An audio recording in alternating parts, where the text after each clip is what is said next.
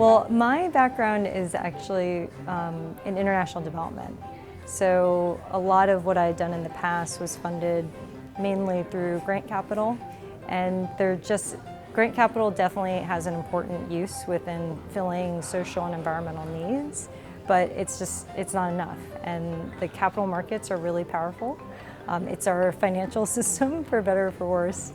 And for me, capital markets doesn't really, it's positive or negative agnostic. And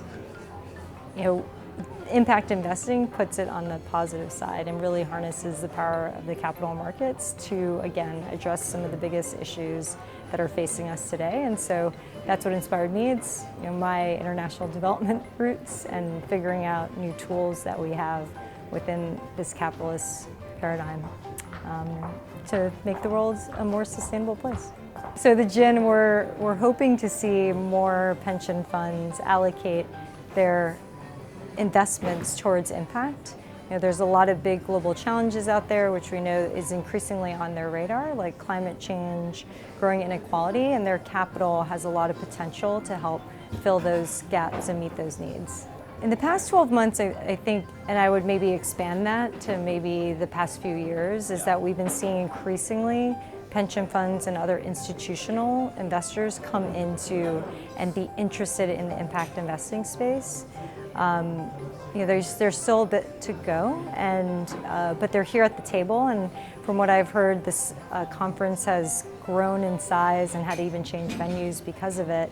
And I think that's showing great promise that there's interest that is growing, and hopefully we'll see in the next 12 months allocations that are either starting small or maybe some bigger allocations and percentages of that portfolio will go towards impact. And we saw one speaker today, Duncan Whitfield from Suffolk Pension Fund, and he was saying that 60% of his portfolio had moved into low carbon investments, and that they're hoping to move it to 100% in the next several years.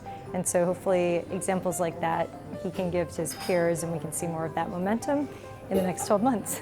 From what we heard here, and it's been helpful to see the polling that's been happening, a lot is around education. And a lot is either education, what the opportunities are out there that can fit into current allocations. So what is it within different asset classes that exist, how it will affect the financial performance of their portfolio, and hopefully the pension funds here have seen that there isn't as much trade-off, that there are opportunities out there, sometimes with the education, not only knowing what products exist, but also there might be a different assessment, particularly around impact. And so how do you build up the internal capacity to be able to potentially diligence or work with these investments within the portfolio? So building up that education, not only about the products, but also about how to manage those products and seek out those products.